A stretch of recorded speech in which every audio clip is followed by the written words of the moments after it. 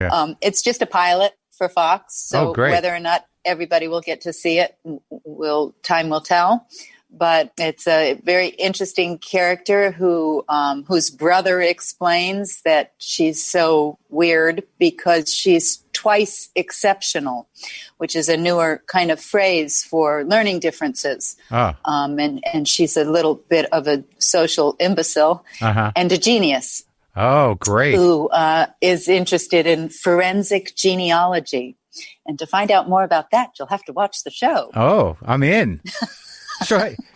So when you like embark on a role like that, what do you study? I mean, what do you do? Oh, it's fascinating because actually this character I've been sitting on for 10 months. We were going to shoot the pilot in March, and everybody knows what happened in the United States in March. Yeah. And we all got sent home and, with our fingers and toes crossed that we would be able to come back. 2.5 months ago, we got the call. Indeed, we're going to come back and try and shoot it now.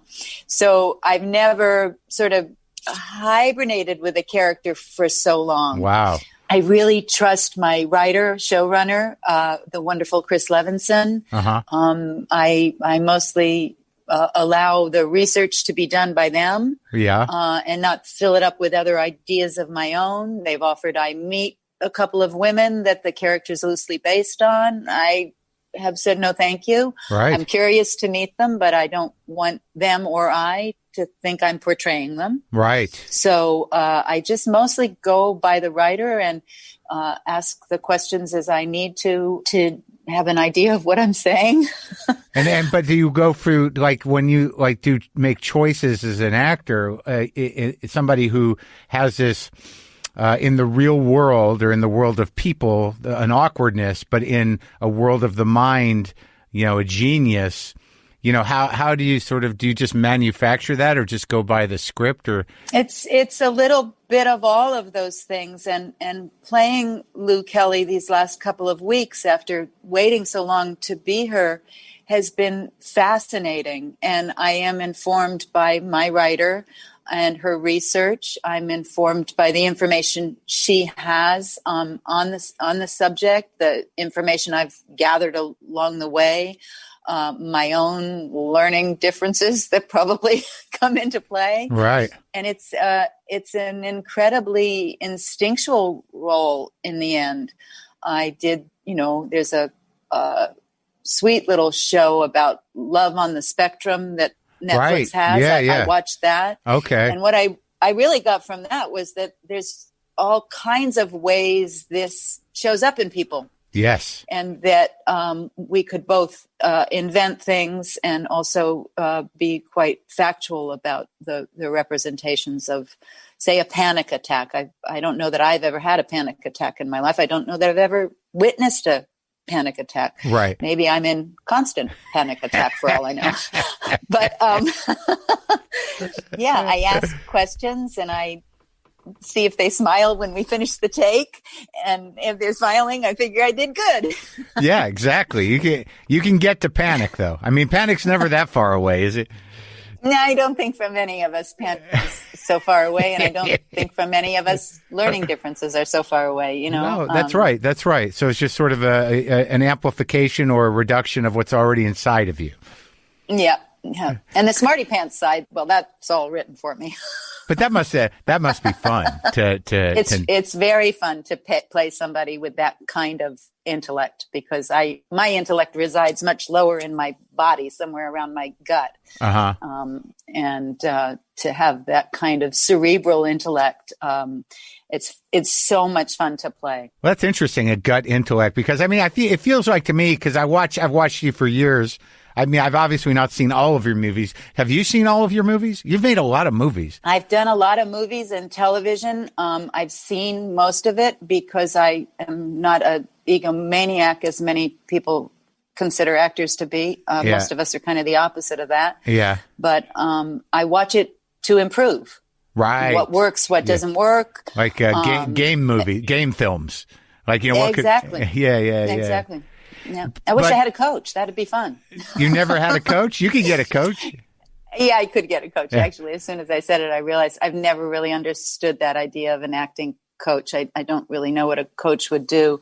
Again, I'm using so much my gut on things. And then my leader, be it like with the case with John Swab and Body Brokers, he knows his film inside out. What more information could I bring to it that would, sometimes that can detract from the film, too much outside information. I love that movie. I really, I like it because I'm a sober guy. So some of the landscape was familiar to me, and I know people that work in that industry. So it's sort of a devastating, dark movie about a real thing and about the insurance scams around treatment centers.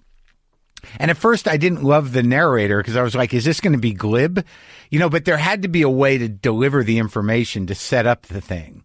And then once you got into it, what was interesting about your character, the therapist, is that once it's established, what's going on, everybody in that industry becomes suspect.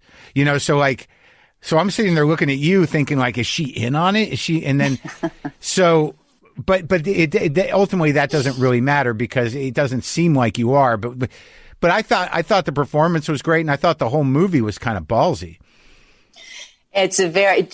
John Swab is nothing if not a ballsy director, and a smart ballsy director. And he's an Oklahoma guy. He seems like a young guy. He is a younger guy. I mean, to somebody like me, almost everybody's younger, but no, he's a younger fellow. He's got a lot ahead of him. Here's the funniest story about John Swab and I. He approached me for the film, I believe he calls Run with the Hunted, which was the previous film to Body Brokers. And he had a role that I felt in many ways I'd played too often. Which role's that? In other ways, the character's name is Birdie. She was the character who, in the end, the weight of all this wrongdoing, and you can see in John's films, who's wrong, who's right, is a slippery slope of complicated realities. Yeah. It's not black and white and good and bad. But in the final analysis, there was actually a line she needed to utter towards the end of the film.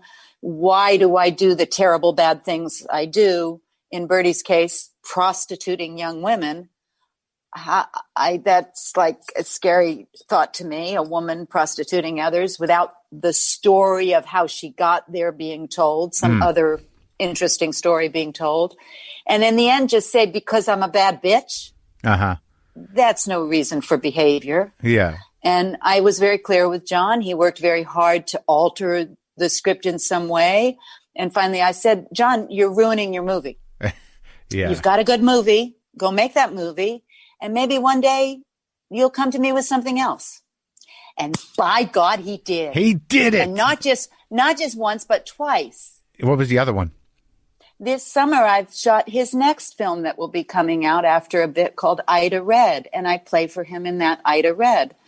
And I just adore John. I adore the person that he is. I adore the life's path he has traveled, his honest, open nature in sharing that in his work, and his work trying to better the world in some kind of way by examining things that aren't often examined. Yeah, I think that, like, I called a buddy of mine who works in the treatment world, and he said that he had to quit 2 jobs because of the corruption and just all levels of exploitation of the drug addict, the victims. But I was really happy. Like, lately I've watched a lot of independent movies, but he didn't sell out the ending. He let it happen. And, and it lands hard. And then that's when I realized that the narrator, in order for that movie to survive the human spirit, that guy had to come back. Do you know what I mean? Exactly. Like, there had to be that button, or else we're just going to be like, whoa, what do you do? But I watched. It's very smart movie watching on your part, because that is something that John himself struggled with. Oh, really? And no filmmaker worth their salt wants to have a film work with a voiceover. Right. That's right. Sort of but always in the script, that voiceover was there because John already understood what you understood at the end of the film. Well, yeah, because at the beginning, it's sort of like it had struck a note, like, like The Big Short, really. There was, this explaining, and there was sort of a kind of like, not sarcastic, but kind of, a devilish narration to the darkness that's unfolding that gives it kind of a comedic tone initially. And then it kind of diminishes a bit. And then at the end, you realize like, oh, this is a devil, on some level, right? Yeah. Yeah. So I like that. No, there is definitely people in the world who do wrong. And John's not afraid to talk about that either. Yeah. And he illustrates, the lack of conscience on behalf of those people. But I've watched a string of movies lately that were all indie movies that had this kind of strange, like this wasn't one of them. But I watched Frozen River for the first time last night because I knew I was going to talk to you. And I've watched The Fighter. I watch The Fighter, it seems like once a month. So I know that movie and I know some of your other work. But in Frozen River, I just watched Nomadland. Did you watch Nomadland? No, I haven't seen that. I watched that and I watched another movie called Minari. And then I watched Frozen River. And there are all these these movies that have these bleak, tragic undercurrents, but somehow or another at the end, the human spirit is enough to lift the movie, to a resolution where you don't want to, shoot yourself.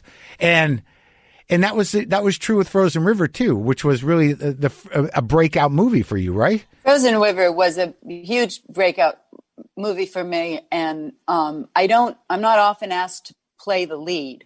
And Courtney Hunt asked me to play the lead in that film. And it's so much more interesting for an actor to really sink their teeth into the whole story. Right. To have the character's whole story being told and not sort of used as a pawn in the telling of the rest of the story. It's a tricky thing for a supporting actor to do is sort of literally support the rest of the film. Is very different than carrying the film. Really? Because you feel that the weight of it? Yeah. It's just there's a different intention in it. It has to do with that the character who's leading their story is more fully told. Right.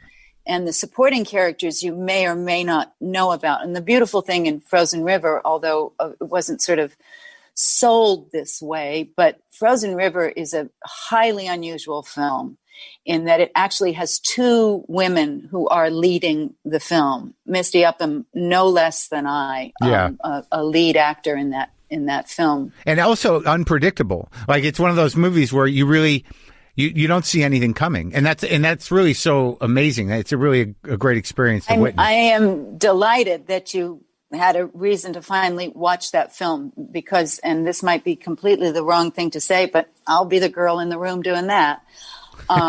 Frozen River is by far a finer film, if you're just looking at filmmaking, than Fighter will ever hope to be. Fighter is a fascinating story. It has fascinating elements to it. Dick Eklund alone is enough to tell a story about, and Fighter is about so much more than that. Yeah. And Bale nails the character so amazingly, even though he's so far from Dickie in reality. There's wonderful things about Fighter, but right. Frozen River is an incredibly intentional film made by a female, which not a lot of films you ever hear about are.